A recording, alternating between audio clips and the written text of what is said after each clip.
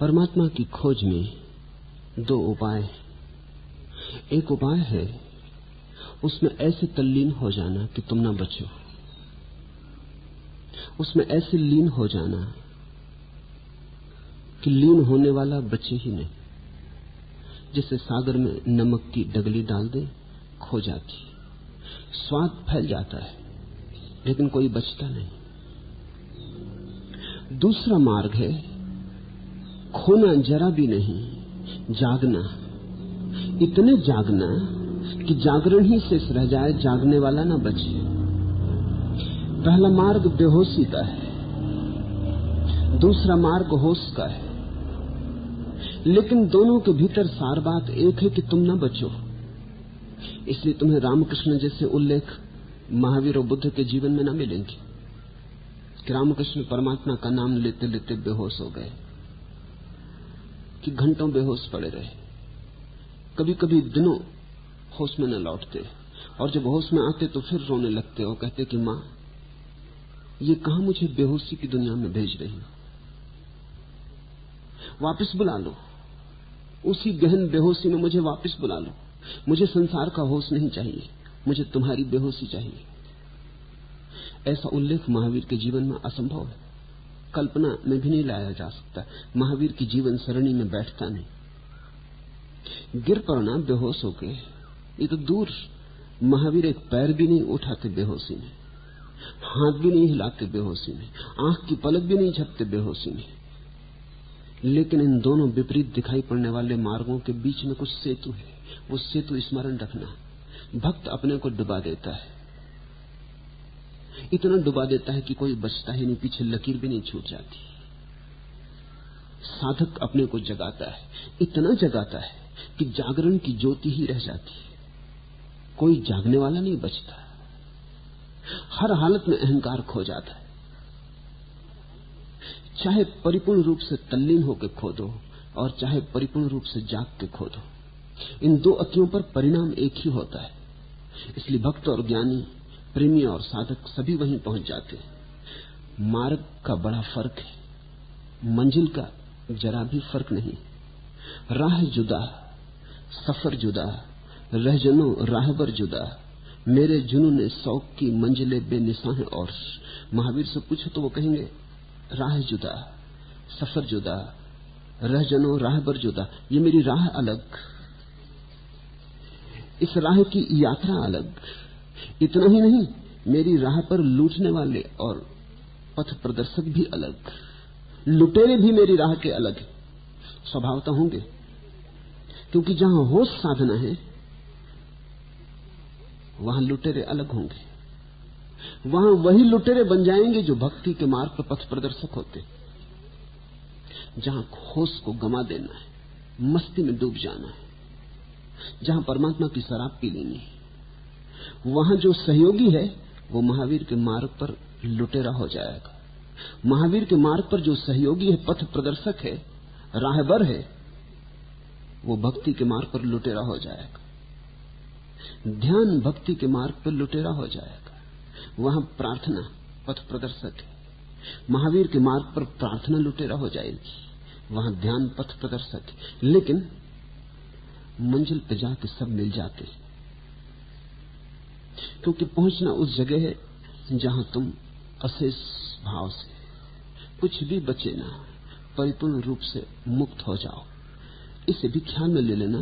साधारणतः हम सोचते हैं मैं मुक्त हो जाऊंगा, तो ऐसा लगता है कि मैं तो बचूंगा, मुक्त होके बचूंगा। लेकिन जो गहरे उतरने की कोशिश करेंगे या जिन्होंने सच में ही समझना चाहा है मैं मुक्त हो जाऊंगा, इसका केवल इतना ही अर्थ होता है कि मैं से मुक्त हो जाऊंगा। मैं भाव चला जाएगा। मैं भाव जहां तक है वहां तक मुक्ति नहीं। जहां मैं भाव विसर्जित हो जाता है वही मुक्ति। मैं भाव को विसर्जित करने के दो उपाय हैं, या तो डुबा दो या जगा लो। ऐसा समझो, पतंजलि ने योग सूत्रों में मनुष्य के चित्त की तीन दशाएं कही। एक है सुसुप्ति, एक है जागृत, एक है स्वप्न। जिस दशा में हम साधारणता हैं वो स्वप्न की दशा है, कामना की, विचारणा की, ऊहापोह की, हजार हजार वासनाओं की, स्वप्न की दशा है। इस स्वप्न की दशा के दोनों तरफ एक एक दशाएं हैं, एक सुसुप्ति की और एक जागृति की। इस स्वप्न की दशा से मुक्त होना है। इस स्वप्न की दशा में ही तुमने स्वप्न देख लिया है कि तुम हो, ये तुम्हारा स्वप्न है। या तो सुसुप्ति में खो जाओ जहां स्वप्न ना बचे, या जागृत हो जाओ जहां स्वप्न के बाहर आ जाओ। तो स्वप्न के बीच में हम खड़े हैं, स्वप्न यानी संसार, इसलिए तो शंकर उसे माया कहते हैं। वो स्वप्न की दशा है। वहां जो नहीं है वो हम देख रहे हैं, और वहां जो है वो हमें दिखाई नहीं पड़ रहा है। वहां हम जो देख रहे हैं वो हमारा ही प्रक्षेपण है। वहां जिसमें हम जी रहे हैं वो हमारी ही कामना, हमारी ही आशा, हमारी ही भावना है। सत्य से उसका कोई संबंध नहीं, वो हमारी निर्मित। तुमने स्वप्न में देखा, स्वप्न देखते समय तो ऐसा ही लगता है कि सब सच, ऐसा ही लगता है कि कुछ भी असत्य नहीं। सुबह जाग के पता चलता है कि अरे एक सपने में खो गए थे, इतना सत्य मालूम पड़ा था। रोज रोज तुम सपना देखे हो, रोज रोज सुबह पाया है कि असत्य है, फिर भी जब रात घनी होती फिर नींद में डूब जाते हो, फिर सपना तरंगित होने लगता है, फिर भूल जाते हो, वो याद काम नहीं आती। स्वप्न की दशा से बाहर होने के दो उपाय हैं, या तो सुसुप्ति में डूब जाओ। रामकृष्ण और भक्तों ने सुसुप्ति का उपयोग किया है स्वप्न से मुक्त होने के लिए। महावीर और बुद्ध और पतंजलि ने जागृति का उपयोग किया है स्वप्न से मुक्त होने के लिए। लेकिन असली बात स्वप्न से मुक्त होना है, या इस किनारे या उस किनारे, ये मझधार में न रह जाओ। महावीर के ये सूत्र जागरण के सूत्र हैं। इनका सार भाव है जागो। मैंने सुना है एक आदमी भर दोपहर भागा हुआ शराब घर में आया। उसने कलारिन से कहा कि एक बात पूछने आया हूं। बड़ा बेचैन और परेशान था, जैसे कुछ गमा बैठा हो, कुछ बहुत खो गया हो। एक बात पूछना है, क्या रात में यहां आया था? जरूर आए थे।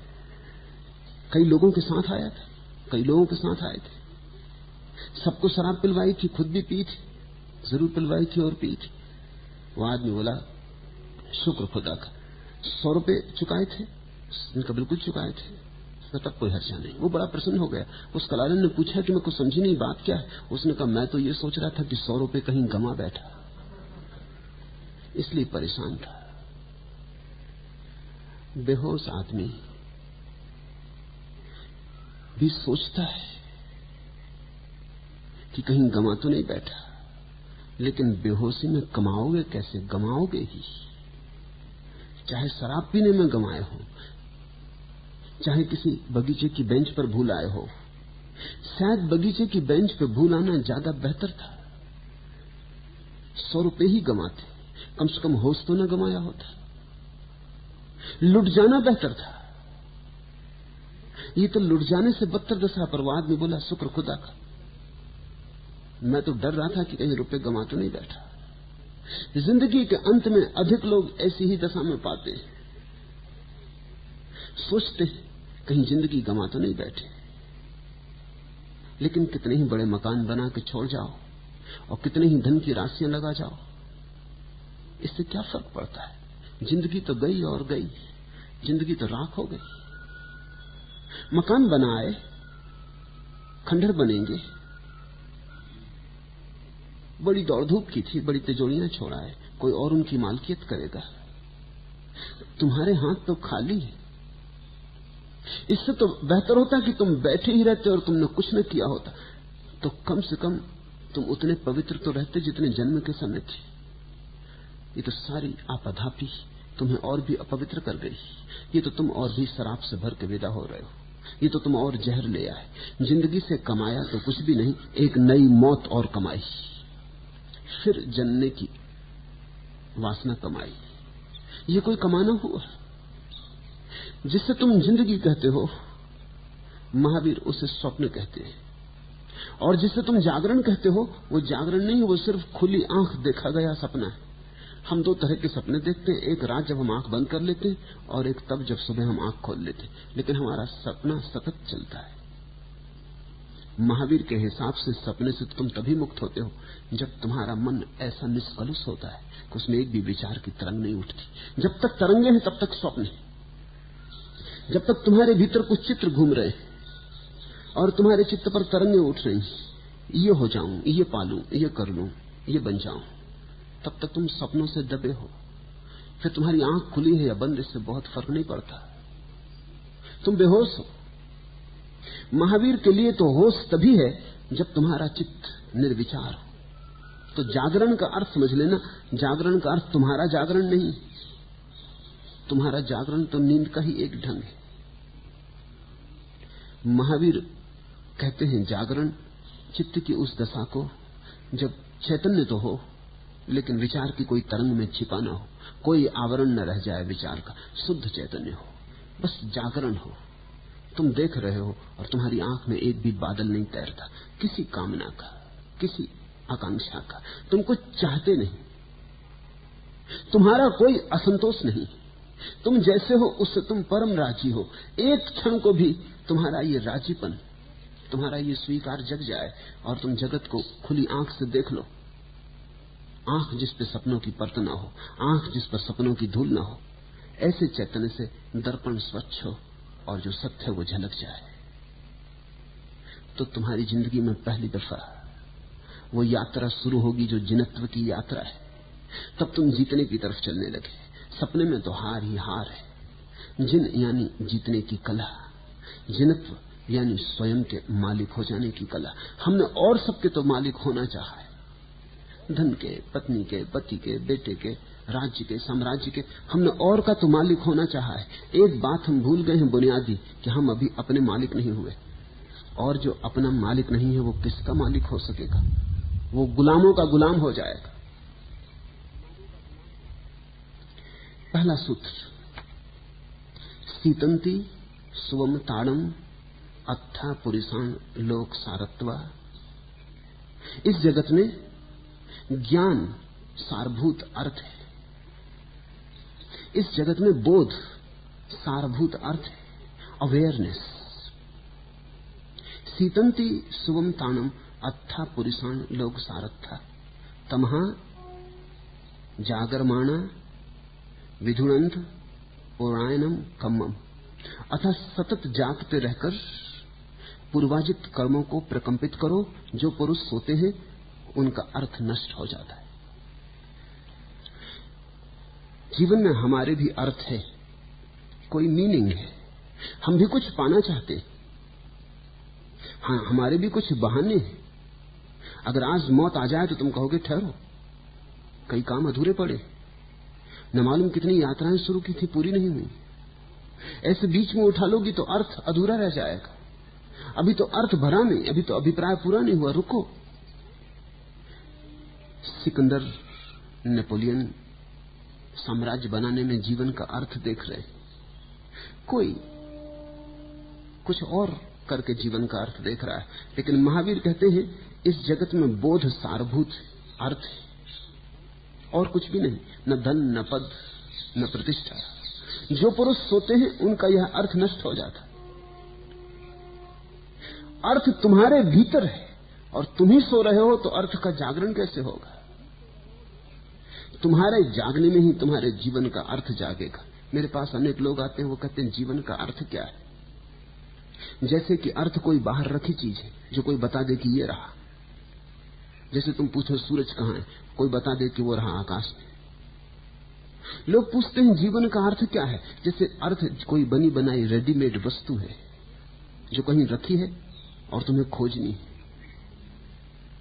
जीवन में अर्थ नहीं है, अर्थ तुम में है। और तुम जागोगे तो जीवन में अर्थ फैल जाएगा, और तुम सोए रहोगे तो जीवन निरर्थक हो जाएगा। फिर इस निरर्थकता की खालीपन से बड़ी घबराहट होती है, तो आदमी झूठे झूठे अर्थ कल्पित कर लेता है। वो सहारे, सांत्वनाएं। तो कोई कहता है बच्चों को बड़े करना है, लगा रहता है, व्यस्त रहता है, क्योंकि जब भी कोई अर्थ नहीं मालूम पड़े बाहर, तो भीतर की निरर्थकता मालूम होती है।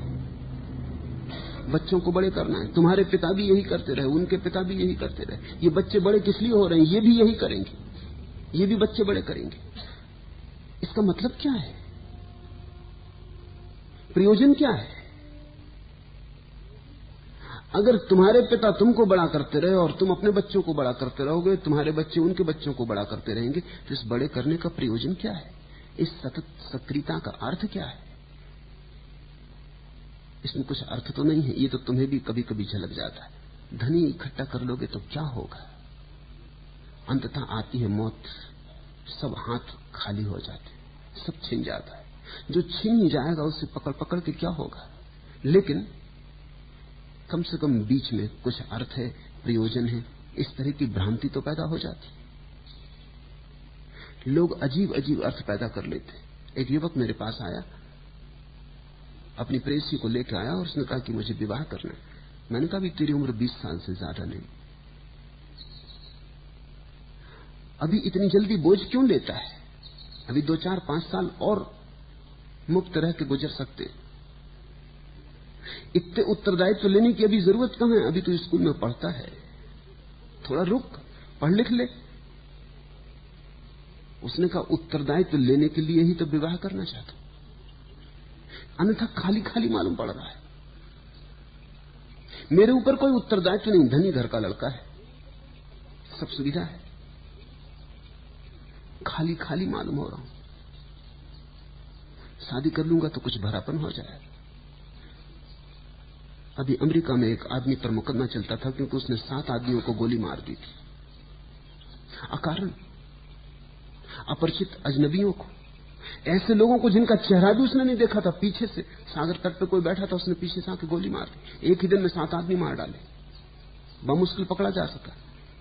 पकड़ जाने पर अदालत में जब पूछा गया कि तूने किया क्यों, क्योंकि इनसे तेरी कोई दुश्मनी न थी। दुश्मनी तो दूर, पहचान भी न थी। तो उसने कहा कि मेरा जीवन बड़ा खाली खाली, मैं कुछ काम चाहता था, किसी चीज से अपने को भर लेना चाहता था। मैं चाहता हूं कि लोगों का ध्यान मेरी तरफ आकर्षित हो, और वो काम हो गया। अब मुझे फिक्र नहीं, तुम फांसी दे दो। लेकिन सब अखबारों में मेरा फोटो भी छप गया, सभी अखबारों में नाम भी छप गया। आज हजारों लोगों की जबान पे मेरा नाम है, ये तो देखो। लोग कहते हैं ना, बदनाम हुए तो क्या, कुछ नाम तो होगा ही। राजनीतिज्ञों में और अपराधियों में बहुत फर्क नहीं। राजनीतिज्ञ समाज सम्मत व्यवस्था के भीतर नाम को कमाने की चेष्टा करता है। अपराधी समाज सम्मत व्यवस्था नहीं खोज पाता, समाज के विरोध में भी कुछ करके नाम पाने की आकांक्षा करता है। इसलिए अगर कोई राजनीतिक बहुत दिनों तक राजनीति को न पा सके तो उपद्रवी हो जाता है, क्रिमिनल हो जाता है, अपराधी हो जाता है। क्योंकि मूल आकांक्षा है लोगों का ध्यान आकर्षित करना। मूल आकांक्षा है लोगों को लगे कि मैं कुछ हूं, दुनिया कहे कि तुम कुछ हो, तुम्हारा कुछ अर्थ है। तुम ऐसे ही आए और चले नहीं गए, तुमने बड़ा शोर मचाया, तुम्हारा आना एक तूफान की तरह था, दुनिया को तुम्हारे ऊपर ध्यान देना पड़ा। तुमने कभी ख्याल किया, तुम वस्त्र भी इसलिए पहनते हो ढंग ढंग के कि ध्यान पड़े, कोई देखे। स्त्रियां देखी नई साड़ियां पहन के आ जाती तो बड़ी बेचैन रहती, जब तक कोई पूछ न ले कहां खरीदी, जब तक कोई साड़ी का पोत न देखे और प्रशंसा न कर दे। तुमने वो कहानी तो सुनी होगी, बड़ी पुरानी कहानी कि एक औरत ने अपने घर में आग लगा ली थी, और जब लोग आए तब वहां ऊंचे ऊंचे उठा के चिल्लाने लगी कि परमात्मा, नष्ट हो गई, मर गई, लुट गई। तब किसी औरत ने पूछा, अरे ये कंगन तो हमने देखे नहीं, कब बनवाया? उसने कहा कि ना समझ, पहले ही पूछ लेती तो घर में आग क्यों लगाना पड़ती। ये गांव भर की राह देखती रही, कंगन बनाए, कोई पूछेगा? किसी ने ना पूछा। जब झोपड़े में आग लगी और आग की रोशनी उठी और कंगन चमकने लगे और वो हाथ उठाने का मौका आया कि अब चिल्ला चिल्ला के, हाथ हिला हिला के वो कह सकती। तुम जरा अपने पे गौर करना। हम सभी कंगन दिखाने निकले, चाहे घर में आग लगा के भी दिखाना पड़े। लेकिन ऐसा ना हो कि हम ऐसे ही विदा हो जाएं, किसी को पता भी ना चले कि कब आए, कब चले गए, कब उठे, कब बैठे, कब जन्मे। इस कंगन दिखाने को लोग कहते हैं, अरे कुछ नाम कर जाओ। कहते हैं कुछ नाम छोड़ जाओ इतिहास में। तो तैमूर लंग और चंगेज और नादिर शाह इतिहास में नाम छोड़ जाते हैं, हजारों लोगों को आग लगवा के, हजारों लोगों को काट के। कहते हैं एक वेश्या तैमूर के शिविर में नाचने आई थी। जब वो रात जाने लगी तो वो डरती थी, क्योंकि रास्ता अंधेरा था और कोई 10-12 मील दूर उसका गांव था। तो तैमूर ने कहा घबरा मत। उसने अपने सैनिकों से कहा कि इसके रास्ते में जितने गांव पड़े आग लगा दो। थोड़े सैनिक भी झिझके कि जरा अति से मालूम पड़ता है, एक मसाल से ही इसको पहुंचाया जा सकता है, लेकिन तैमूर लगने का इतिहास याद नहीं रखेगा मसाल से पहुंचाओगे तो। पता रहना चाहिए आने वाले हजारों सालों को कि तैमूर लंग की वेश्या थी, कोई साधारण वेश्या न थी। उसके द्वार में दरबार में नाचने आई थी। कोई 8-10 छोटे छोटे गांव में जो रास्ते में पड़ते थे आग लगा दी गई। गांव में लोग सो रहे थे, उनको पता भी नहीं था, आधी रात, ताकि रास्ता रोशन हो जाए। वेश्या उन जलती हुई लाशों के बीच से अपने गांव पहुंच गई। तुमने कभी ख्याल किया है कि तुम कितने उपाय करते हो कि किसी तरह लोगों का ध्यान आकर्षित हो जाए? अर्थ नहीं है जीवन में तो तुम झूठे अर्थ पैदा करने की कोशिश करते हो। कोई कह दे कि तुम बड़े सार्थक हो, तुम जो कर रहे हो वो मूल्यवान है, तुम बड़ा ऊंचा काम कर रहे हो। तुमसे कोई कुछ भी करवा ले सकता है, बस तुमसे ये कह दिया जाए कि तुम कोई बड़ा काम कर रहे हो, बड़ा ऊंचा, बड़ा महत्वपूर्ण। इस जगत में बोध के अतिरिक्त और कोई अर्थ नहीं। और जितने अर्थ तुम खोजते हो उन सबसे तुम्हारी बेहोशी घनी होती है, बढ़ती है, जागरण नहीं आता। जो पुरुष सोते हैं उनके अर्थ नष्ट हो जाते हैं। अतः सतत जागते रहकर पूर्वाजित कर्मों को प्रकंपित करो।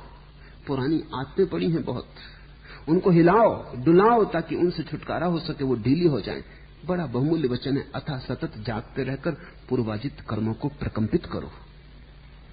हिलाओ, जैसे वृक्ष को कोई हिलाए और उसकी जड़ें उखड़ जाएं।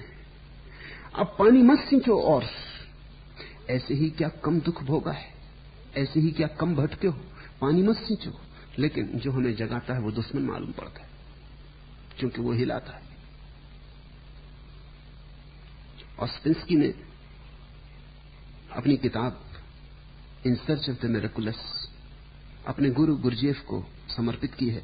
तो उसने लिखा है, गुरजेफ के लिए जिसने मेरी नींद को तोड़ दिया। लेकिन जब कोई तुम्हारी नींद तोड़ता है तो सुखद नहीं मालूम होता। जब कोई तुम्हारी नींद तोड़ता है तो तुम्हें लगता है दुश्मन। इसलिए जगत में नींद तोड़ने वाले सदा दुश्मन मालूम पड़े। सुकरात को हमने ऐसे ही जहर नहीं पिला दिया था, और न जीसस को हमने ऐसे ही सूली पे लटका दिया, न हमने महावीर को ऐसे ही पत्थर मारे और कान में खीले ठोके। ये अकारण नहीं था, ये लोग नींद तोड़ गए थे, ये अलार्म की तरह थे। तुम जब मजे से सो रहे थे और सुबह का आखिरी सपना देख रहे थे, तब ये बीच में आ गए और उन्होंने उपद्रव मचा दिया कि जागो।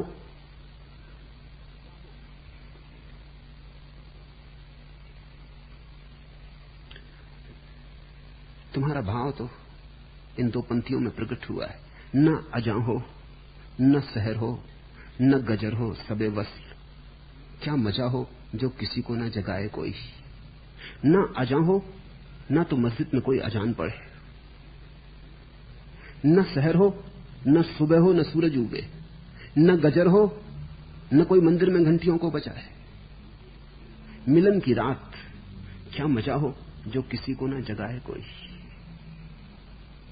सोने में हमारी बड़ी आतुरता है।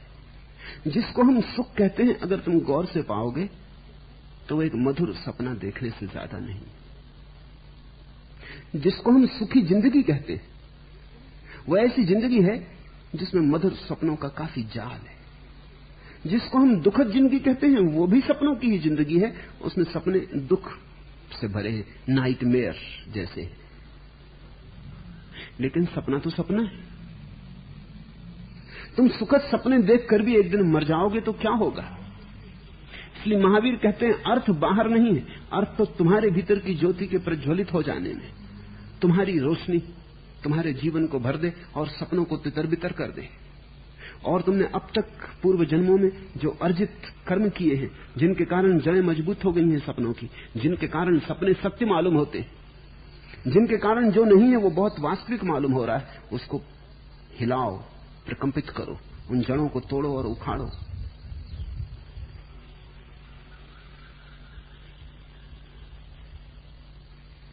धार्मिकों का जागना श्रेयस्कर है और अधार्मिकों का सोना श्रेयस्कर है।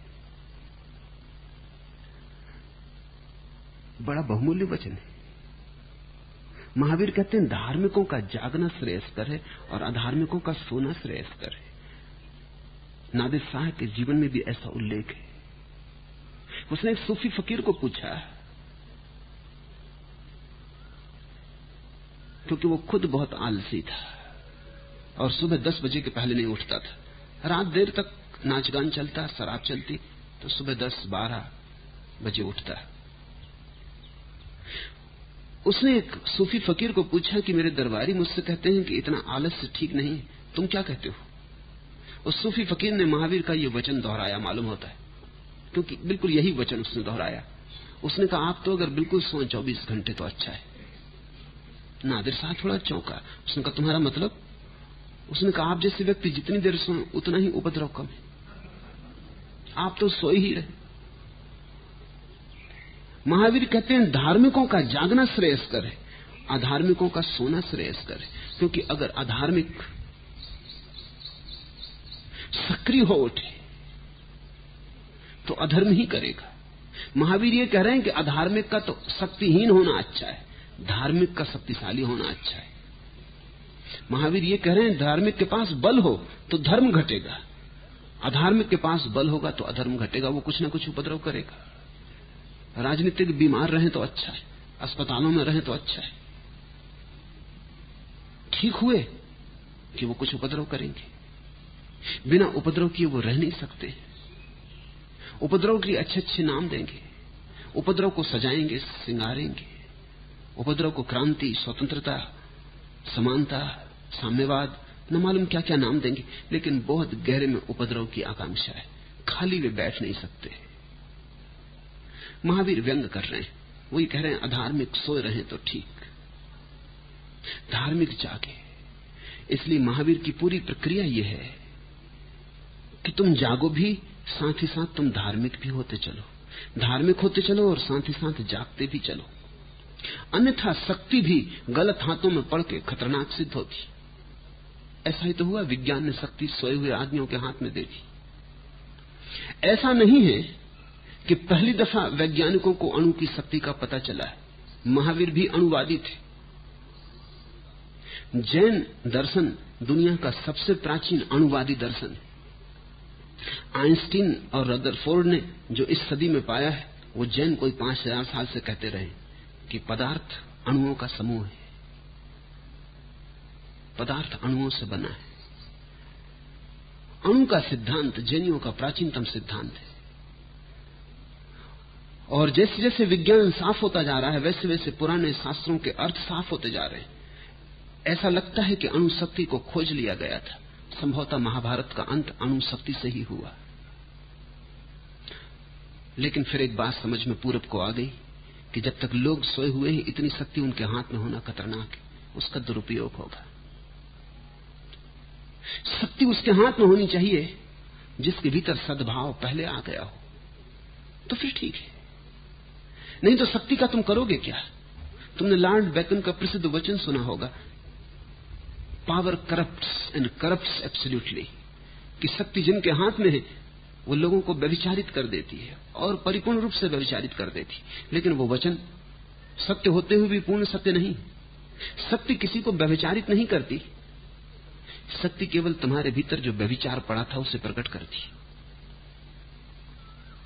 तुम देखते हो एक आदमी के पास कुछ भी नहीं है तो वो शराब नहीं पीता, वो शराब के खिलाफ है। फिर कल अचानक लाठी हाथ लग जाती, फिर वो शराब पीने लगता है। अब वो भूल जाता है सब शराब की खिलाफत। तो लोगों को ऐसा लगता है कि धन ने इसे भ्रष्ट किया। बात गलत है। धन न होने से ये अपने को समझाता था अंगूर खट्टे, पीना भी चाहता तो पीता कहां से? तो नीति के, धर्म के वचन दोहराता था। अब जब धन हाथ में आ गया, सब भूल गया। इस देश में ऐसा हुआ। स्वतंत्रता संग्राम के दिनों में जो लोग बड़े त्यागी तपस्वी मालूम पड़ते थे, वो कोई त्यागी तपस्वी थे नहीं, क्योंकि परीक्षा तो तब है जब शक्ति हाथ में आई। जब शक्ति हाथ में न थी तब तो कोई भी त्यागी तपस्वी होता है। जब शक्ति हाथ में आई, राज्य रूपांतरित हुआ और तथाकथित त्यागी तपस्वी सत्ताधारी बने, तत्क्षण त्याग तपस्या सब समाप्त हो गई। लगेगा शायद सत्ता ने उन्हें भ्रष्ट किया, नहीं, सत्ता ने केवल अवसर दिया।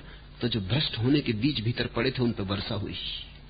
बीज तो थे ही, क्योंकि तुम्हारा धन तुम्हें कैसे भ्रष्ट कर सकता है अगर तुम ही भ्रष्ट होने को पूर्व से तैयार न थे। तुम सिर्फ धन की प्रतीक्षा कर रहे थे। धन आ गया, संयोग मिल गया, अब रुकने की कोई जरूरत न रही। अब रुके वो बिल्कुल पागल। अब तक रुके थे वो तो कारण ये था कि अपनी पहुंच के बाहर थे अंगूर, इसलिए कहते थे खट्टे। अब नसेनी हाथ लग गई, अब कौन रुकेगा? अब रुकना असंभव है। सत्ता हाथ में आते ही लोग भ्रष्ट हो जाते हैं, इसलिए नहीं कि सत्ता भ्रष्ट करती, बल्कि इसलिए कि सत्ता अवसर देती। तो जो तुम्हारे भीतर छिपा था वो प्रकट हो जाता है। अगर तुम्हारे भीतर काव्य छिपा था, हाथ में सत्ता आते ही काव्य प्रकट होगा, क्योंकि तुम कहोगे अब सुविधा मिली, अब दौड़ धूप ना रही, धन हाथ आ गया, अब घर बैठ के गीत गुनगुना लें। अब तक तो मजदूरी करनी पड़ती, गड्ढा खोदना पड़ता, समय व्यर्थ होता था, शक्ति व्यय होती थी, गीत गाने का अवसर कहां था? अब गीत गाने का अवसर मिला है। तो धन अगर सम्यक हाथों में पड़े तो शुभ है, असम्यक हाथों में पड़ जाए तो अशुभ है। इसलिए तुम मेरी बात ख्याल रखना। मैं तुमसे ये नहीं कहता कि धन छोड़ो, धन में क्या रखा है, तुम्हारे हाथ बदलने चाहिए। तो जो धन को छोड़ के भाग जाते हैं तथाकथित त्यागी, वो केवल अवसर को छोड़ के भाग रहे हैं। बीज का क्या होगा? बीज तो भीतर है, वो तो साथ ही चला जाएगा। फिर वो धन से डरने लगेंगे, क्योंकि उनको बात समझ में आ जाएगी, तर्क साफ हो जाएगा कि धन हाथ आया कि उपद्रव शुरू होता है। लेकिन धन कहीं उपद्रव ला सकता है, चांदी के ठीकरे उपद्रव ला सकते। तब तो चांदी के ठीकरे आत्मा से भी ज्यादा बलवान हो गए। चांदी के ठीकरे उपद्रव नहीं ला सकते, उपद्रव तुम्हारे भीतर पड़ा है। इसलिए मैं कहता हूं वास्तविक त्यागी की परीक्षा संसार के भीतर है, बाहर नहीं। भगोड़े की बात और है, लेकिन वास्तविक त्यागी की परीक्षा संसार के भीतर है। वहीं पता चलेगा। जो महल में रह के फकीर की तरह रह जाए, वहीं पता चलेगा। जो स्त्री पुरुषों के बीच रह के अकेला रह जाए, वहीं पता चलेगा। जहां सब साधन थे लेकिन फिर भी जो अकंपित रहे, वहीं पता चलेगा। इसलिए अगर कोई मुझसे पूछे कि त्याग की अगर परम प्रतिमा बतानी हो, तो मैं महावीर को न बताऊंगा, मैं कृष्ण को बताऊंगा। महावीर परम त्यागी है, लेकिन परीक्षा की सीमा के बाहर। परीक्षा कभी भी नहीं हुई।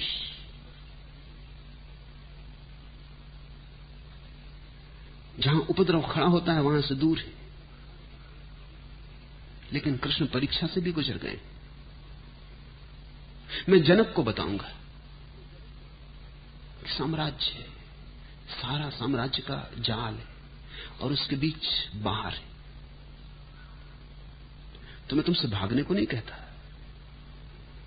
और महावीर का भी वचन तुम ठीक से समझो तो वो भी जागने को कह रहे हैं, भागने को नहीं कह रहे।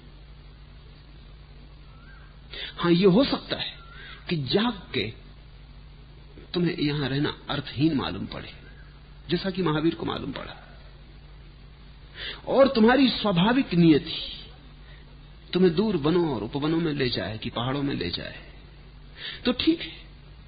लेकिन तुम संसार को छोड़ के नहीं जा रहे हो, तुम्हारे छोड़ने में कोई प्रयास नहीं है।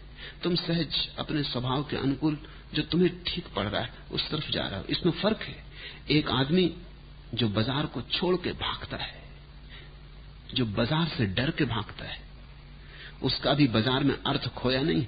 अगर अर्थ खो जाए तो डर कैसा? और एक आदमी जो बाजार में अर्थ पाता ही नहीं, इसलिए चला जाता है। ये दोनों जाते हुए मालूम पड़ेंगे, लेकिन दोनों के भीतर क्रांतिकारी फर्क है। ऐसा समझो कि एक रस्सी पड़ी, तुम गुजरे पास, तुमने सांप समझ लिया और तुम भागे। तुम पूरब की तरफ जा रहे थे, तुम पूरब की तरफ ही भागे, लेकिन घबरा के भागे क्योंकि सांप में तुम्हें भय मालूम पड़ा। फिर एक और आदमी आ रहा है, उसने भी गौर से देखा, उसे सांप नहीं दिखाई पड़ा, रस्सी दिखाई पड़ी, उसको भी पूरब जाना है, वो भी पूरब जा रहा है। लेकिन जो घबरा के भागा है उसमें और जो रस्सी को देख के जा रहा है, बुनियादी फर्क, दोनों एक ही दिशा में जा रहे हैं। लेकिन जो भाग गया है उसके भागने के पीछे अभी अंधकार है, अंधेरा है, अज्ञान है, और जो जाग के जा रहा है उसके जाने में प्रकाश है, ज्योति है। इस जगत में ज्ञान आदि सारभूत अर्थ है। जो पुरुष सोते हैं उनका अर्थ खो जाता। सतत जागते रह के पूर्वाचित कर्मों को प्रकंपित करो।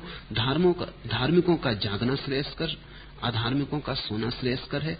ऐसा भगवान महावीर ने वत्स देश के राजा सतानी की बहन जयंती से कहा था। प्रमाद को कर्म आश्रव और अप्रमाद को अकर्म संवर कहा है। प्रमाद होने से मनुष्य अज्ञानी होता है, प्रमाद के न होने से ज्ञानी होता है। प्रमाद को कर्म, प्रमाद यानी मूर्छा, प्रमाद यानी सोया सोयापन, प्रमाद जैसे कोई भीतरी नशे में तुम पड़े हो। प्रमाद को कर्म कहा है।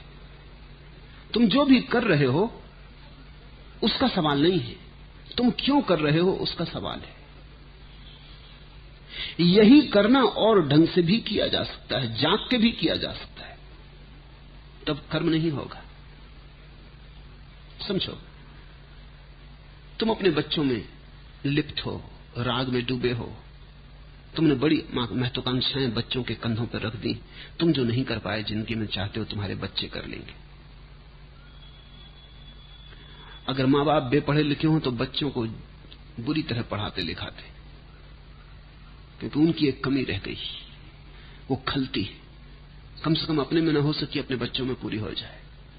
जो माँ बाप जिंदगी भर तड़फते रहे, किसी बड़े पद पे न हो सके, वो अपने बच्चों को पहले से ही तैयार करते हैं कि हम तो चूक गए, तुम मत चूक जाना।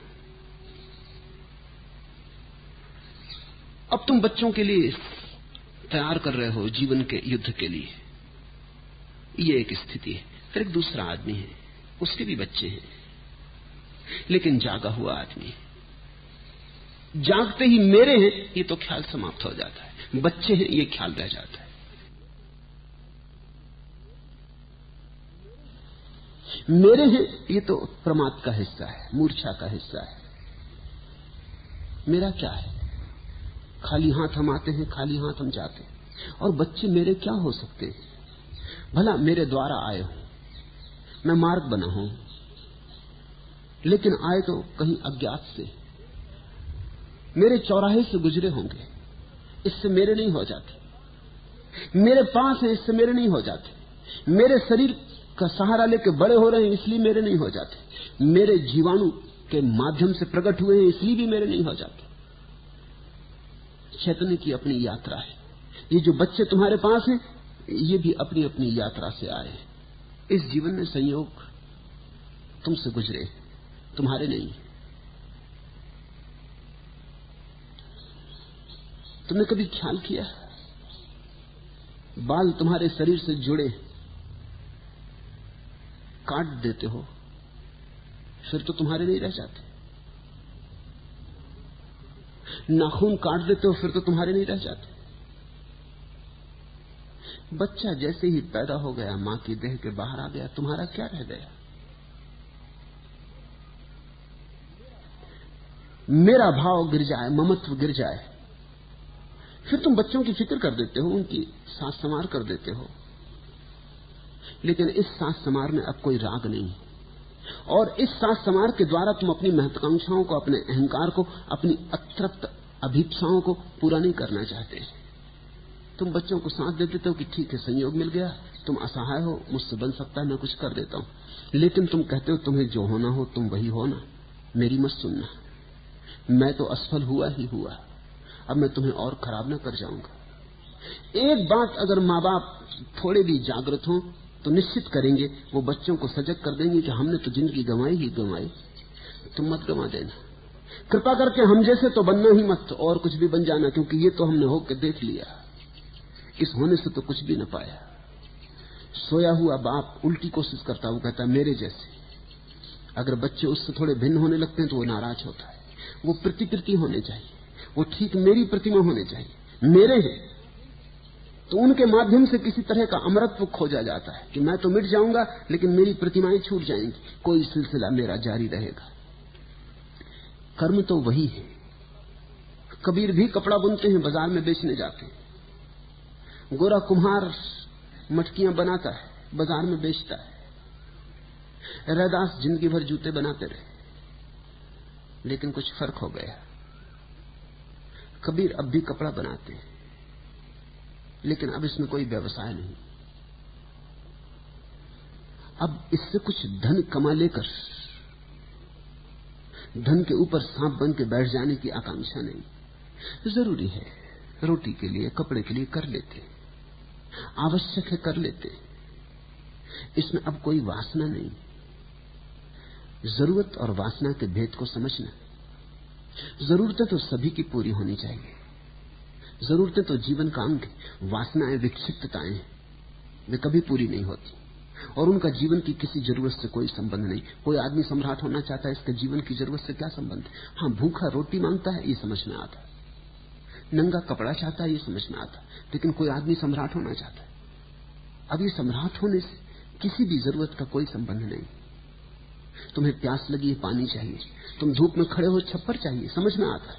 लेकिन धन का एक ढेर लगा लगा के तुम उस धन के ढेर पर बैठे रहो, ये बात रुग्ण, ये विक्षिप्त। अरबों रुपए हो जाते हैं लोगों के पास, तब भी दौड़ नहीं रुकती। अब उन रुपयों का कुछ भी नहीं कर सकते, अब कुछ भी बचा नहीं जो उनसे खरीदा जा सके। जो भी खरीदा जा सकता था वो सब खरीद लिया, लेकिन फिर भी दौड़ जारी रहती। ये कोई विक्षिप्त दौड़ है, ये कोई पागलपन है। इस पागलपन से जो मुक्त हो जाता है उसके कर्म बांधते नहीं, उसके कर्म प्राकृतिक कर्म हो जाते, नैसर्गिक कर्म हो जाते। प्रमाद को इसलिए महावीर कर्म कहते। करने को कर्म नहीं कहते, करने में जो बेहोशी है उसको कर्म कहते। ये थोड़ा सोचने जैसा है, ये सूत्र बड़ा बहुमूल्य है। तुम क्या करते हो ये सवाल नहीं है, तुम होश में रह के करते हो कि बेहोश रह के करते हो। ये तो कर्म की बड़ी अनूठी व्याख्या हुई। प्रमाद को कर्म, अप्रमाद को अकर्म। पमाए कम माहंसु, अपमाए तहा अवरम। तो जाग जाओ, कर्म तो तब भी जारी रहेगा। आखिर महावीर भी जाग गए, फिर भी तो कोई 40 साल जीवित रहे, कर्म तो किया ही। उठे भी, सोए भी, भोजन भी किया, उपवास भी किया, ध्यान भी किया, मौन भी किया, बोले भी, चुप भी रहे, सब कर्म चलता रहा। लेकिन ये कर्म अब बांधता नहीं।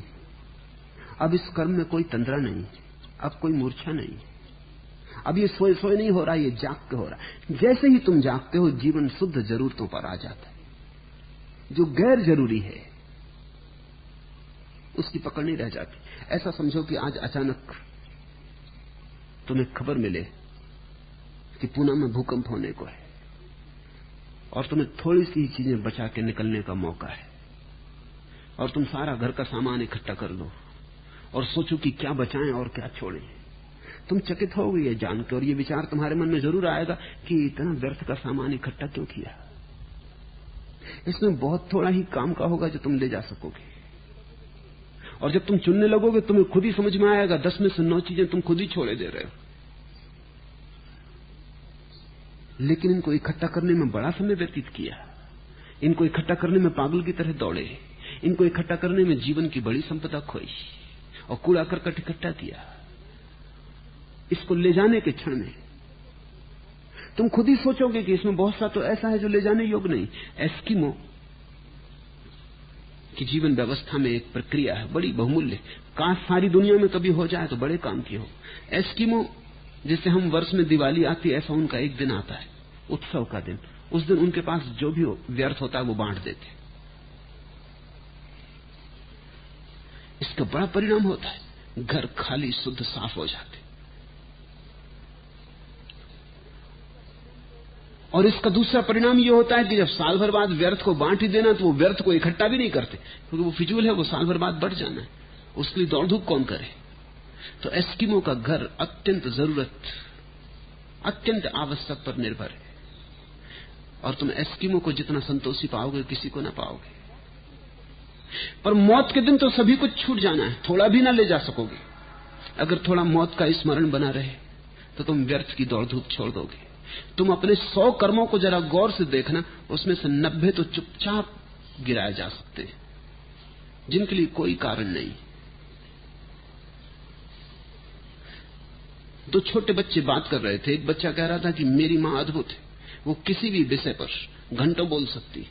दूसरा बोला ये कुछ भी नहीं, मेरी मां बिना विषय के घंटों क्या दिनों बोल सकती, विषय की कोई जरूरत ही नहीं। तुम जरा ख्याल रखना, तुम जितना बोल रहे हो उसमें से कितना जरूरी था, कितना तुम छोड़ सकते थे। तुम जो कर रहे हो उसमें से कितना जरूरी था, कितना छोड़ा जा सकता था। धीरे धीरे अपने जीवन को व्यवस्था दो, होश लाओ। जहां चल के पहुंचा जा सकता है वहां दौड़ के क्यों पहुंच रहे हो? मैं स्कूल में, विश्वविद्यालय में शिक्षक था, तो मैंने देखा कि परीक्षा में विद्यार्थी लिखते तो हाथ से लेकिन पूरा शरीर खींचा। तो उनसे कहता कि जब तुम हाथ से लिख रहे हो तो 2 अंगुलियों पे जोर पड़े ही तो समझ में आता है, लेकिन ये पूरा शरीर अंगूठे से लेकर सिर तक तुम तने हुए क्यों? किन्हीं किन्हीं विद्यार्थियों को बात समझ में आई और वो शरीर को शिथिल छोड़ के लिखे, और बाद में उन्होंने मुझे कहा, आश्चर्य की बात है, हम नाहक शक्ति खो रहे थे और उसकी वजह से हड़बड़ाहट पैदा होती थी। तुम साइकिल चलाते हो, लेकिन शायद ही तुम किसी साइकिल चलाने वाले को ठीक चलाते देखो, क्योंकि अगर ठीक कोई चला रहा हो तो पैर के पंजे पर जोर देना काफी, पूरे शरीर को तनाव देने की कोई जरूरत नहीं। लेकिन साइकिल क्या चला रहे हैं, पूरा शरीर तना हुआ है, फिर थक जाते, फिर ऊब जाते। जिंदगी में जरा गौर करो, जो काम जितने से हो सकता हो उतना तो जरूरी है, उससे रत्ती भर भी ज्यादा डालना मूर्छा के कारण हो रहा होगा। वो साइकिल सवार जानता ही नहीं कि क्या कर रहा है, उसे याद ही नहीं कि वो क्या कर रहा है। जो काम रत्ती भर से हो सकता था, जो सुई से हो सकता था, वहां तलवार लिए बैठे हो। खुद को लहूलुहान कर लिया है, दूसरों को लहूलुहान कर रहे हो, और सुई तो सी देती कपड़े को, तलवार और फाड़ देती। जो काम सुई से होता है वो तलवार से हो नहीं सकता। सम्यक जीवन चाहिए। महावीर कहते हैं प्रमाद को कर्म, अप्रमाद को अकर्म कहा है। प्रमाद के होने से मनुष्य अज्ञानी होता है और प्रमाद के न होने से मनुष्य ज्ञानी हो जाता है। समझो थोड़ा, जीवन की गंध को व्यर्थ गंवाए दे रहे हो। कहीं की रहेगी ना आवारा होकर, यह खुशबू जो फूलों ने कांटों पे तौली। बड़ी मुश्किल से खुशबू आती, बड़ी मुश्किल से, बड़ी जद्दोजहद से। जरा देखो तो बीज से लेकर फूल तक की यात्रा कितनी कठिन, करीब करीब असंभव है। कितनी अड़चने, कितने अवरोध हैं। पहले तो बीज टूटे न टूटे, टूट जाए तो ठीक भूमि मिले न मिले, ठीक भूमि में मिल जाए तो कोई पानी दे न दे, कोई पानी भी दे सूरज की रोशनी पड़े न पड़े, कोई बच्चा उखाड़ दे पौधे को, कोई जानवर खा जाए, या कोई कुत्ता अपना पेशाब घर बना ले। करोगे क्या? 1000 बाधाएं। तब कहीं वृक्ष खड़ा हो पाता, तब कहीं फूल आते। कांटों पर तौल तौल के गंध पैदा करनी पड़ती। कहीं की रहेगी न आवारा होकर, यह खुशबू जो फूलों ने कांटों पर तौली। और फिर होता क्या है परिणाम? सिर्फ आवारा होकर भटक जाती। मनुष्य होना बड़ी लंबी यात्रा है। इस देश में हम कहते रहे 84 करोड़ योनियां,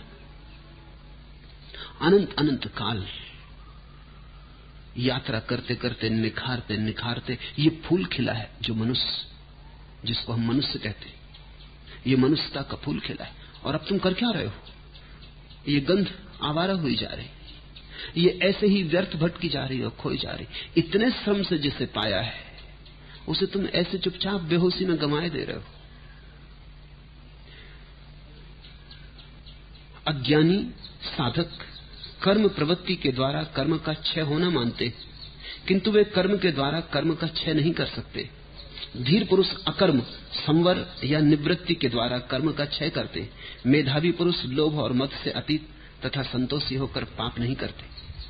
अज्ञानी साधक कर्म प्रवृत्ति के द्वारा ही कर्म का क्षय सोचते। वो सोचते हैं कर्म को काटना है तो और कर्म करो। ज्ञानी साधक कर्म के द्वारा कर्म का क्षय नहीं मानते, अकर्म के द्वारा। अकर्म का क्या अर्थ है? पहला, जो व्यर्थ कर्म है उन्हें जाने दो। त्याग करने को नहीं कह रहा हूं, बोध से समझो कि व्यर्थ है, वो अपने से गिर जाएंगे, चले जाएंगे, विदा हो जाएंगे, तुम्हारा लगाव टूट जाएगा। थोड़ा जाग के अपने जीवनचर्या को गौर से देखते रहो, सुबह से रात तक क्या कर रहे हो, उसमें क्या क्या व्यर्थ है। पहले व्यर्थ को जाने दो। ये पहला कदम होगा कि धीरे धीरे तुम व्यर्थ को हटा दो और तुम 90% व्यर्थ पाओगे। ये मैं अतिशयोक्ति नहीं कर रहा हूं, 99% पाओगे। 90% कह रहा हूं ताकि तुम एकदम से घबरा ना जाओ। एक मित्र को मैंने कहा कि तुम दिन में इस तरह बोलो जैसे कि हर शब्द के लिए मूल्य चुकाना, जैसे टेलीग्राफ कर रहे हो, जैसे एक एक शब्द के लिए मूल्य चुकाना पड़ेगा। उन्होंने कुछ दिन प्रयोग किया और मुझे आके कहा, बड़ी हैरानी की बात, तब तो 10-20 शब्दों से ही दिन में काम हो जाता है। जहां हां और ना कहने से भी काम हो जाता है, वहां पहले में कितना बोला जा रहा था। और इसके बड़े लाभ हुए, उन्होंने कहा, क्योंकि कुछ गलत बोल के, कुछ व्यर्थ बोल के 1000 झंझटें खड़ी हो जाती थी। तुम जरा सोचो, तुम्हारी जिंदगी की कितनी झंझटें तुम्हारे बोलने के कारण खड़ी हो गई। घर आए कुछ बोल दिए पत्नी से, ख्याल में नहीं था कि ये बोलने का क्या परिणाम होगा। जब बोला था तो कोई भाव भी ना था बुरा, लेकिन बोल फंसे। तुम भी बेहोश हो, तुम बेहोशी में बोल गए, पत्नी ने बेहोशी में सुना, उसने कुछ का कुछ सुना, लड़ने झगड़ने पे खड़ी हो गई। अब तुम लाख समझाते हो कि ये मेरा मतलब न था, इससे क्या होता है? अब मतलब न था ये समझाने के लिए तुम कुछ बोल रहे हो, उसमें से भी पत्नी कुछ पकड़ेगी। अब ये सिलसिला कहां अंत होगा? थोड़ा सोचो, तुम्हारी जिंदगी की कितनी विपदाएं कम न हो जाएं अगर तुम थोड़े चुप रहो, सोच के बोलो, अत्यंत जरूरी हो तो बोलो, जैसे एक एक शब्द के लिए मूल्य चुकाना पड़ेगा, इस तरह बोलो। तुम न केवल ये पाओगे कि तुम्हारे बोलने में बल आ गया, तुम ये भी पाओगे कि तुम्हारे बोलने के कारण अड़चनें कम हो गई। न तुम अपने लिए पैदा करते हो, न औरों के लिए अड़चनें पैदा करते हो, और तुम्हारे जीवन में एक प्रसाद अभिव्यक्त होना शुरू हो जाएगा। क्योंकि जो चुप रहता है उसके पास ऊर्जा इकट्ठी होती, बोल बोल के तुम उसे चुकता कर लेते हो। अकर्म की तरफ पहला कदम है, व्यर्थ कर्म के प्रति जागो। फिर जो सार्थक बचेगा, कुछ तो बचेगा, क्योंकि जब तक जीवन है कुछ कर्म रहेगा, जीवन कर्म है। फिर जो सार्थक बचे उसके प्रति साक्षी भाव रख के करो, करता रह के मत करो। ऐसे करो जैसे तुम करने वाले नहीं हो। भूख लगी है शरीर को, तुम आयोजन कर देते हो, लेकिन तुम भूख से भी दूर हो, आयोजन से भी दूर हो। ना तो भूख तुम्हें लगी है और ना आयोजन तुम करते हो, तुम अकर्ता भाव में डूबे रहते हो। तुम कहते हो साक्षी हूं, देखता हूं। शरीर को भूख लगती, रोटी जुटा देता हूं, प्यास लगती है, सरोवर के पास चला जाता हूं, लेकिन तुम अब करता नहीं हो। ये जो कर्ता भाव का चला जाना है और साक्षी भाव से जाग के अप्रमाद से कर्म को करना है, उसको महावीर अकर्म कहते हैं। अकर्म का मतलब तुम ये मत समझना कि कुछ न करना, जैसा कि जैन मुनियों ने समझ लिया है। अकर्म का अर्थ ये नहीं कि तुम बस बैठ गए, क्योंकि तुम्हारे बैठने से भी क्या होगा। एक सन्यासी मुझे मिलने आए, कश्मीर में एक शिविर मैंने लिया था, उसके पहले वो मुझसे मिलने आए थे। तो मैंने उनसे कहा कि अच्छा हो कश्मीर आ जाएं। उन्होंने कहा जरा मुश्किल है। चलो, मैंने कहा जाने दो। बंबई में जहां मैं था, जहां वो मिलने आए थे, मैंने कहा कल सुबह फला जगह कुछ मित्र ध्यान करने को इकट्ठे हो रहे हैं, वहां आ जाओ। उसने कहा ये भी बड़ा मुश्किल है। मैंने कहा मुश्किल क्या है, मैं समझूं? तो उन्होंने कहा मुश्किल ये है, उनके साथ एक सज्जन और थे, कि मैं पैसा खुद नहीं रखता, पैसे को छूने का मैंने त्याग कर दिया। तो टैक्सी में बैठना पड़े, तो पैसे की तो जरूरत पड़ेगी, ट्रेन में बैठना पड़े तो पैसे की जरूरत पड़ेगी। तो ये सज्जन को साथ रखना पड़ता है। जहां इनको सुविधा हो वहीं मैं आ सकता हूं, और कल इनको सुविधा नहीं। तो मैंने कहा ये भी बड़ा मजा हुआ, पैसा तुम इनकी जेब में रखे हुए हो,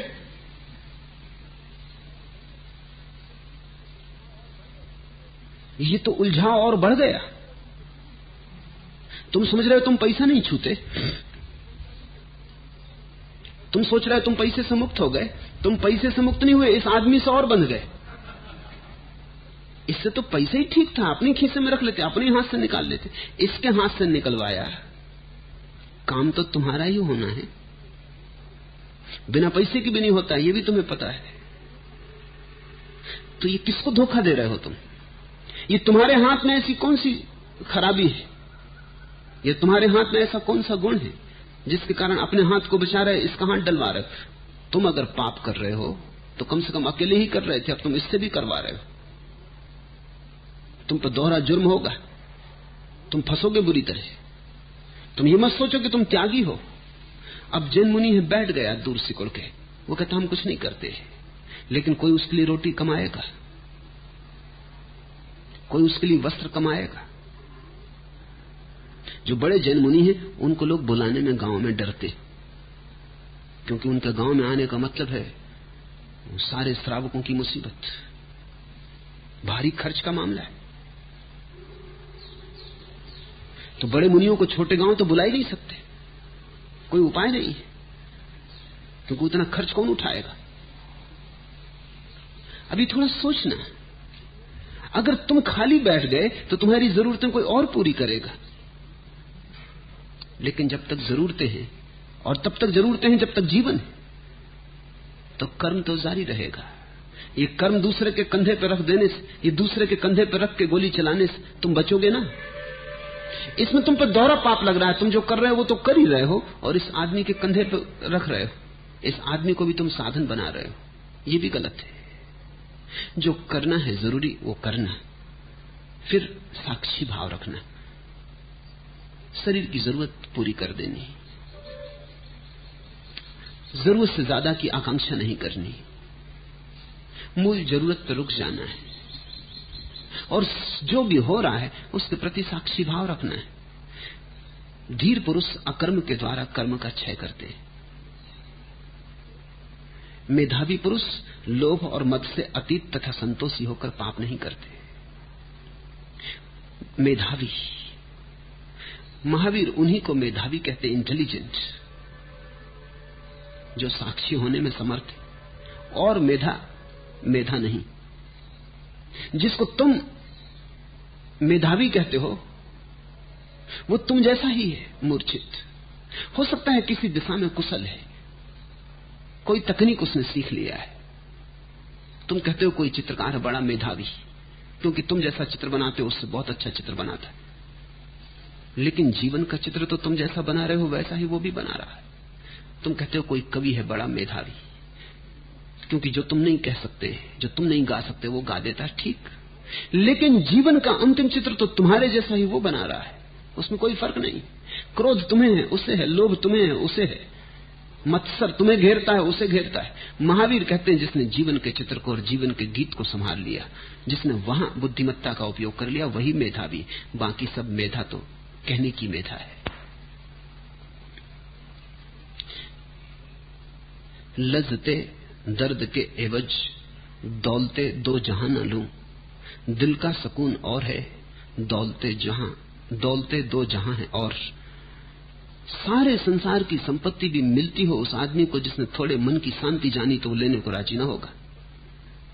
दो लोगों की भी संपत्ति मिलती हो, लज्जते दर्द के एवज दौलते दो जहां न लूं, ये जो सत्य की खोज में पीड़ा उठानी पड़ती, इस पीड़ा के बदले भी अगर दुनिया की सारी संपत्ति मिलती हो, दोनों दुनिया की मिलती हो, तो भी न लूं। दिल का सुकून और है दौलते दो जहां है, और वो दिल की शांति कुछ बात और है, वो कुछ संपदा और है। एक बार जिसके मन में उसकी भनक पड़ गई, फिर सब फीका हो जाता है। मेधावी पुरुष लोभ के कारण धर्म नहीं करता, कोई स्वर्ग पाने के लिए धर्म नहीं करता, न भय के कारण, नरक से बचने के लिए धर्म नहीं करता। मेधावी पुरुष तो पाता है कि जितना जितना जागरण आता है उतना उतना आनंद आता है। जागरण में ही छिपा है आनंद। आनंद जागरण का फल नहीं है, आनंद जागरण का स्वभाव है। ऐसा नहीं कि पहले जागरण मिलता है फिर आनंद मिलता है, जागरण में ही मिल जाता है।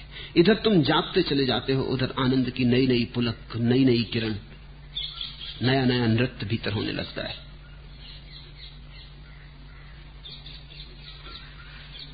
इस अहद में कामयाबी इंसान है कुछ ऐसी, लाखों में बामुश्किल कोई इंसान नजर आया। लाखों लोग हैं, आदमी कहां?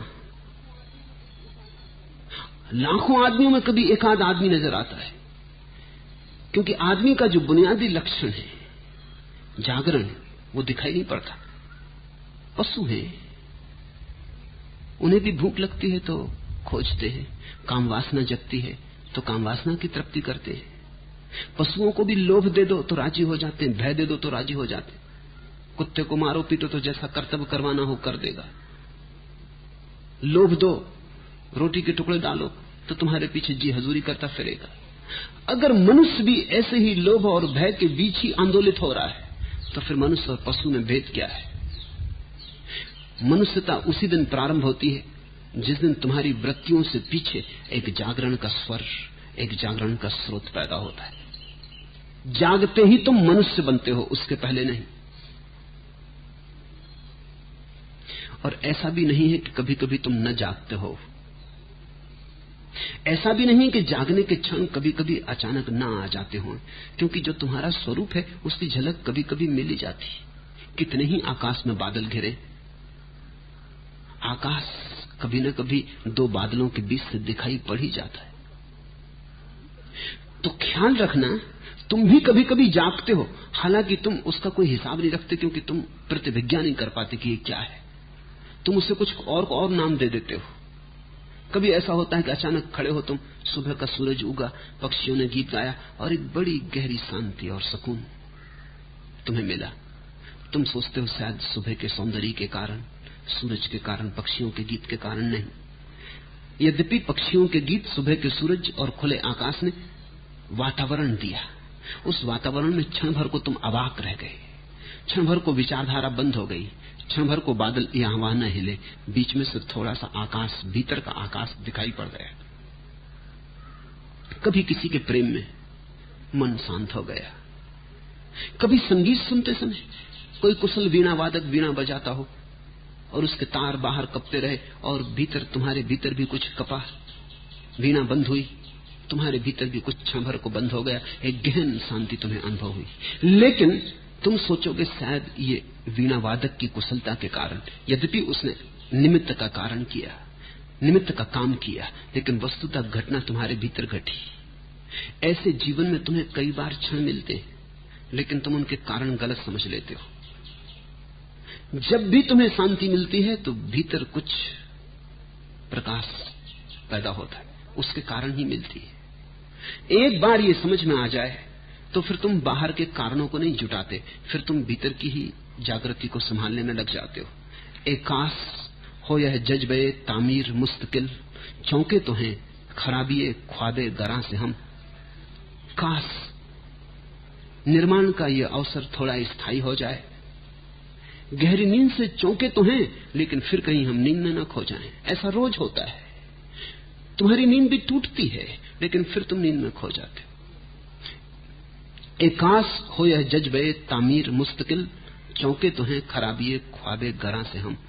हो सकती है ये निर्माण की क्षण भर को आई हुई दशा स्थायी हो सकती, लेकिन तुम्हें स्थायी करनी पड़े, इसे दोहराना पड़े, इसे बार बार आमंत्रित करना पड़े। जब भी समय मिले, अवसर मिले, फिर इस भाव दशा को जगाना पड़े, ताकि इससे पहचान होने लगे, ताकि इससे संबंध जुड़ने लगे, ताकि धीरे धीरे तुम्हारे भीतर ये प्रकाश का स्तंभ खड़ा हो जाए। मनुष्यों, सतत जागते रहो। जो जागता है उसकी बुद्धि बढ़ती, जो सोता है वह धन्य नहीं, धन्य वही है जो सदा जागता है। जागरह नरा निंचम, जागर मानस बढ़ते बुद्धि, जो सुवती ना सो धन्नो, जो जगती सो सया धन्नो। जो जागता है वह धन्य है। मनुष्यों सतत जागते रहो। जो जागेगा उसकी मेधा बढ़ती है, जो सोता है उसकी मेधा सो जाती है। जो जागता है उसका भाग्य भी जागता है, जो सोता है उसका भाग्य भी सो जाता है। जागरण की पराकाष्ठा ही भगवत्ता है। इसलिए मैंने कहा भगवान का अर्थ है जिसका भाग्य पूरा जाग गया, जिसने अपने भीतर कोई कोना किनारा सोया हुआ न छोड़ा, जिसने अंधेरे की कोई जगह न छोड़ी। उठ कि खुर्शीद का सामान्य सफर ताजा करे, नफ्स से सोख्त ए शाम और सहर ताजा करे। उठ कि खुर्शीद का सामान्य सफर ताजा करे। उठो कि सूरज की यात्रा पर चले। ये सूरज कोई बाहर का सूरज नहीं, ये भीतर के जागरण का सूरज है। जैसे एक दीप से सैकड़ों दीप जल उठते हैं और वह स्वयं भी दीप्त रहता है, वैसे ही आचार्य दीपक के समान होते हैं। वे स्वयं प्रकाशवान रहते हैं और दूसरों को भी प्रकाशित करते हैं। जह दीवा दीव स्वयं, जैसे दिए से दिया जल जाता है, दीप से दीप चले। ऐसे किसी जागृत पुरुष को खोजो जिसके पास तुम्हारे भीतर भी जागरण की आकांक्षा जगे, जिसके पास तुम्हारे भीतर भी जागने की परम वासना जगे, जिसके पास तुम्हारे भीतर भी संक्रामक हो जाए और तुम भी सोचने लगो, विचारने लगो, प्रयास करने लगो कैसे नींद को तोड़े। किसी जागे हुए का साथ चाहिए। शास्त्र से यह ना हो सकेगा, किसी जागे हुए का साथ चाहिए। तुम सोए हो तो कोई जागा हुआ ही तुम्हें जगा सकता है। शास्त्र को तुम रखे रहो, तुम उसका तकिया बना लोगे। शास्त्र क्या करेगा अगर तुम तकिया बना लोगे? तुम उस पर सिर टेक के और आराम से सो जाओगे, शास्त्र क्या करेगा? कोई तीर्थंकर चाहिए। महावीर कहते हैं वही है आचार्य जो जागा हुआ है, जिसका आचरण जागृति से निष्पन्न है। जैसे एक दिए से और दीप जल जाते हैं, सैकड़ों दीप जल जाते हैं, फिर भी जो दीप जल रहा था वो तो दीप ही रहता, उसका कुछ खोता थोड़ी। यही तो आध्यात्मिक संपदा की महिमा है। बांटो बढ़ती नहीं, दिए चले जाओ चुकती नहीं। जीवन की और सभी संपदाएं बांटने से कम होती चली जाती, इसलिए जीवन की और सभी संपदाएं आदमी को कंजूस बनाती, कृपण बनाती। सिर्फ आध्यात्मिक संपदा ऐसी संपदा है कि बांटो बढ़ती नहीं। एक दिए से जलाए जाओ 1000 दिए, कुछ ऐसा नहीं कि पहले दिए की जिससे ज्योति जलाई थी ज्योति कम हो गई। ज्योति का दान तुम्हें कम नहीं करता। ज्योति का दान एक ज्योतिर्मय संघ का निर्माण करता है। ऐसे महावीर ने हजारों दिए जलाए, जिन संघ का निर्माण हुआ। ऐसे बुद्ध ने हजारों दिए जलाए, बुद्ध संघ का निर्माण हुआ। लेकिन फिर धीरे धीरे जब जीवित पुरुष खो जाता है, वचन शास्त्र में संग्रहित हो जाते, लोग शास्त्रों का तकिया बना लेते। पड़ा था सुना सितार दिल का, हुई अचानक यह जाग तुमसे। जो जिंदगी रोग बन चुकी थी, बन गई है आज राग तुमसे। हजारों लोगों ने महावीर के पास ऐसा अनुभव किया। जो जिंदगी रोग बन चुकी थी, बन गई है आज राग तुमसे। पड़ा था सुना सितार दिल का, हुई अचानक यह जाग तुमसे। ध्यान रखना, एक बड़ा गहरा सिद्धांत इस सदी में कार्ल गुस्ताव जुंग ने खोजा। उसने सिंक्रोनिसिटी कहा है। कठिन है उसका अनुवाद। अर्थ यह है कि अगर एक व्यक्ति के भीतर कोई घटना घटे, एक व्यक्ति की वीणा बजे, तो उसके पास जो भी आएगा उसकी वीणा पर भी वैसी ही झनक शुरू हो जाएगी। उसे भी याद आ जाएगी किसी सोए हुए राग की, उसे भी अपना स्मरण आना शुरू होगा। इसमें कार्य कारण का सिद्धांत नहीं है। ऐसा नहीं कि महावीर की मौजूदगी के कारण तुम जागते हो। जागरण तो तुम्हारा स्वभाव है। महावीर की मौजूदगी के कारण भूला हुआ बिसरा हुआ याद आ जाता है। जो होता है वो तो तुम्हारे भीतर ही होता है, वो महावीर के बिना भी हो सकता था, लेकिन महावीर की मौजूदगी में सरलता से हो जाएगा। जैसे एक दिया जला हो और दूसरा दिया जले हुए दिए को देखकर इस स्मरण से भर जाए कि मैं भी दिया हूं, मैं भी जल सकता हूं। जैसे एक बीज फूटा हो और दूसरे बीज के भीतर भी अकुलाहट पैदा हो जाए कि मैं भी फूट सकता हूं। इसलिए सत्संग का पूरब में बड़ा मूल्य रहा है। सत्संग कीमिया है, रसायन, अल्केमी। सत्संग का अर्थ है किसी ऐसे आदमी के पास होना, किसी ऐसे आदमी की उपस्थिति में होना जो जागा है। तो धीरे धीरे बिना कुछ किए तुम्हारे भीतर भी कोई नया राग उठने लगेगा। तुम अचानक पाओगे कोई नींद टूटने लगी, कोई परतें हिलने लगी। मेहरबा ए जज्बे खुद एतवादी मेहरबा, वो हिला तूफान का दिल, किश्ती रवां होने लगी। किसी ऐसे व्यक्ति के पास तुम्हारे भीतर पड़ा हुआ आत्मविश्वास जिसे तुम भूल गए हो जग आएगा। शाबाश, आत्मविश्वास की दृढ़ता, शाबाश। मेहरबा ए जज्बे खुद एतवादी मेहरबा, शाबाश। तुम अपने भीतर ही अनुभव करोगे कुछ सोया जगने लगा, तुम अपनी ही पीठ थपथपाओगे। वो हिला तूफान का दिल, किश्ती रवां होने लगी। और जरा सा तुम्हारे भीतर तूफान हिल जाए कि नाव जो पड़ी है जन्मों जन्मों से किनारे, वो रवाना हो जाए, किश्ती चल पड़े।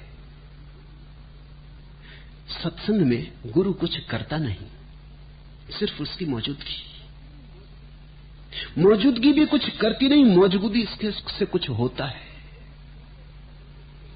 सूरज कुछ एक एक फूल को पकड़ के खोलता थोड़ी, उगा इधर फूल खिलने लगे। वो हिला तूफान का दिल, किश्ती रवां होने लगी। कुछ सूरज सुबह उग के एक एक पक्षी के द्वार पर दस्तक तो देता नहीं कि गाओ प्रभात की बेला आ गई, गीत गुनगुनाओ। लेकिन सूरज उगा, वो हिला तूफान का दिल, किश्ती रवां होने लगी। कुछ पक्षियों के कंठों में कोई प्यास जग उठती, कोई गीत अपने से फूटने लगता है। सूरज की मौजूदगी, ऐसे तीर्थंकर की मौजूदगी, ऐसे अवतार की मौजूदगी, मसीहा की मौजूदगी, पैगंबर की मौजूदगी, ऐसे किसी व्यक्ति की मौजूदगी जिसका दिया जल रहा है अकंपित। ऐसा क्षण अगर कहीं मिलता हो तो उसे चूक मत जाना। तुम्हारा मन हजार तरकीबें खोजेगा चूकने की। इसी मन के कारण तो तुम महावीर को भी चूके, बुद्ध को भी चूके, कृष्ण को भी, क्राइस्ट को भी। तुम चूकते ही चले गए हो, चूकने की तुम्हारी आदत बन गई है। सब दांव पे लगा देना। अगर कभी तुम्हें कहीं भी किसी के सानिध्य में ऐसा लगे कि यहां दिया जला है, तब सब दांव पे लगा देना। ये जुआरियों का काम है, ये अंधेरे में उतरना है, साहस और श्रद्धा, लेकिन दांव पे लगा देना। क्यों? क्योंकि अगर खोया तो क्या खोएगा? ये तुम्हारे पास कुछ है ही नहीं खोने को। अगर मिल गया तो सब मिल जाएगा, अगर खोया तो कुछ भी खोया नहीं। लेकिन तुम्हारे पास जो है तुम उसे अभी बहुत कुछ समझते हो। मैंने सुना है शिवपुरी के पास एक विराट कवि सम्मेलन का आयोजन हो रहा था। कुछ कवि एक कार में बैठ के वहां जा रहे थे। रास्ते में डाकुओं ने घेर लिया। कवियों में से बोला एक भैया, तुम्हारे गांव जा रहे हैं कवि सम्मेलन में भाग लेने, हमारे पास धरा क्या है, कुछ कविताएं ही सुना सकते तो सुन लो। डाकुओं ने उन्हें 11 रुपए दिए और कहा महाराज कविता आप गांव में ही सुनाना और जरा देर तक सुनाना तो ठीक रहेगा, हमें अभी दुनिया में और भी काम करने हैं। महावीर अगर तुम्हारे द्वार पे आके तुम्हें गीत भी सुनाने को राजी हो जाएं, तो भी तुम कहोगे महाराज किसी और को खोज लो, अभी हमें दुनिया में बहुत और काम करने हैं। ये 11 रुपए दक्षिणा ले लो हमें छोड़ने की, ये कविता कहीं और सुना देना। महावीर के चरणों में तुमने फूल चढ़ाए, वो 11 रुपए कि महाराज आप शांत रहो, हमें बख्शो, अभी हमें दुनिया में और बहुत काम पड़े। लेकिन उस दुनिया में जरा गौर से देखना क्या काम तुम कर रहे हो, और जिस दुनिया में तुम इतने उलझे हो वहां तुम क्या खोज रहे हो। मेरे देखे तो सभी लोग परमात्मा को खोज रहे हैं। कुछ लोग गलत जगह खोज रहे हैं, कुछ लोग ठीक जगह खोज रहे हैं। कुछ लोग ऐसे दरवाजों पर खोज रहे हैं जहां दीवारें हैं, दरवाजे नहीं। कुछ लोग ठीक दरवाजों पर दस्तक मार रहे हैं। मैं तुमसे कहता हूं, वेश्या के घर पर भी जो आदमी दस्तक देता है वो भी परमात्मा की खोज में ही वहां गया है। क्योंकि वेश्या के द्वार पर भी वो आनंद की तलाश में गया, और आनंद परमात्मा की तलाश है। जिसने शराब घर में शराब पी के बेहोश नालियों में गिर पड़ा है, वो भी परमात्मा की ही तलाश में गया था। क्योंकि आनंद की खोज परमात्मा की खोज है, लेकिन गलत जगह। कोई और मधुशाला खोजनी थी जहां अदृश्य अंगूरों की सुरा ढाली जाती है। कहीं और पियक्कड़ होना था, पियक्कड़ ही होना था। तो कहीं किसी रामकृष्ण के पास डूबना था पी के।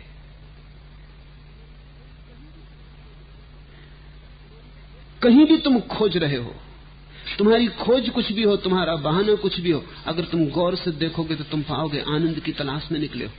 अगर इतना तुम्हें समझ में आ जाए तो बहुत कठिनाई न बचेगी। फिर तुम्हारे पास एक कसौटी हो गई कि जहां मैं खोज रहा हूं वहां आनंद मिल सकता है।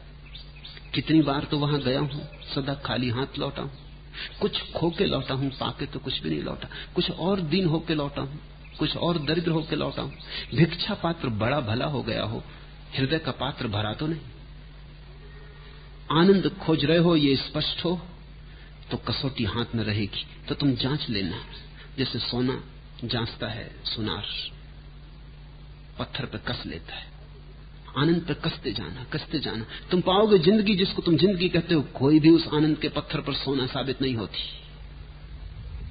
तभी तुम सुन सकोगे किसी जागृत पुरुष के वचन, किसी जिन पुरुष के वचन।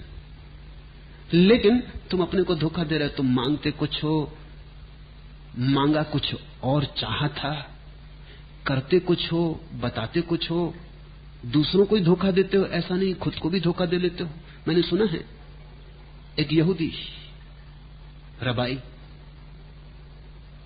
दूसरे दिन के सुबह के लिए अपना प्रवचन तैयार कर रहा था, और बाहर कुछ आवारा बच्चे शोरगुल मचा रहे थे। तो उनसे परेशान था, बाधा पड़ रही थी। तो वो खिड़की पे गया, उसने कहा कि तुम यहां क्या कर रहे हो पागलो? नदी की खबर है, एक बड़ा राक्षस आया, बड़ा विकराल है, बड़ा भयंकर है, ऐसा कभी देखा नहीं गया, तुम यहां क्या कर रहे हो? उसका इतना कहना था कि वो बच्चे तो भागे सरपट नदी की तरफ।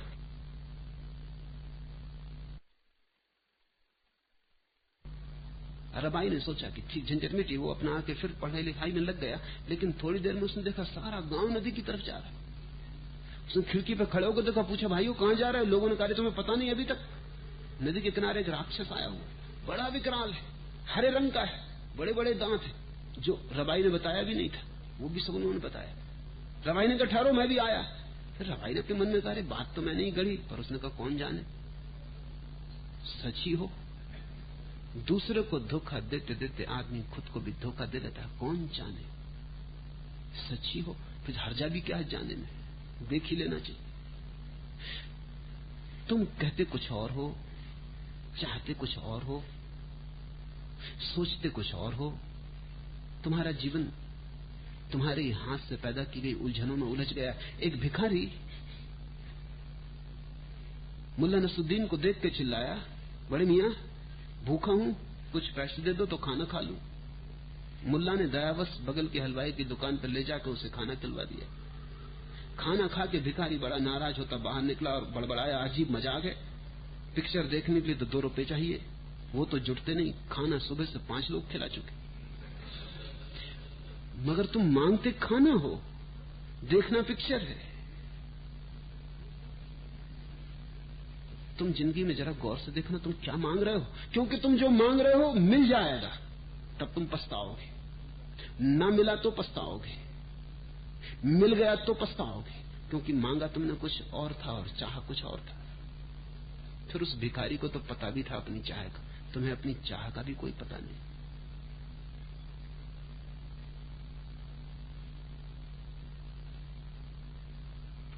इस बेहोशी को तोड़ो, ठीक ठीक साफ कर लो क्या चाहना है, ठीक ठीक दिशा खोज लो कहां खोजना है। और 2 ही दिशाएं हैं, ज्यादा उलझन नहीं। या तो आदमी बाहर की तरफ खोजता है या भीतर की तरफ खोजता है। बाहर की तरफ खोज के तुमने देख भी लिया है, थोड़ा भीतर को भी मौका दो। और ध्यान रखना, सांसारिक आदमी को तो एक ही अनुभव है बाहर की तरफ का, धार्मिक आदमी को दोनों अनुभव है, बाहर का भी भीतर का भी। इसलिए धार्मिक आदमी की बात जरा गौर से सुन लेना। इसलिए महावीर की, कृष्ण की, बुद्ध की बात को जरा गौर से सुन लेना। तुम जहां खोज रहे हो वहां तो इन्होंने भी खोजा था, नहीं पाया। फिर उन्होंने वहां खोजा जहां तुमने अभी नहीं खोजा है, और वहां पाया। तो एक बार थोड़ा थोड़ा समय, थोड़ी थोड़ी शक्ति निकालो। 23 घंटे संसार को दे दो, 1 घंटा स्वयं को बचा लो। जिस आदमी के पास अपने लिए 1 घंटा भी नहीं, उससे बड़ा दरिद्र कोई भी नहीं। उसे ध्यान कहो, प्रार्थना कहो, जो कहना हो कहो, लेकिन 1 घंटा अपने लिए बचा लो। तुम आखिर में मरते वक्त पाओगे कि बाकी 23 घंटे व्यर्थ गए, वही 1 घंटा असली बचाया हुआ सिद्ध हुआ। और वो 1 घंटा तुम्हारे 23 घंटों को जीत लेगा, हरा देगा। क्योंकि जब तुम्हें रस आने लगेगा, रसधार बहेगी, तो फिर तुम कैसे धोखा दोगे अपने को? जब असली सिक्के दिखाई पड़ने लगेंगे तो नकली सिक्कों की धोखे में तुम आओगे कैसे?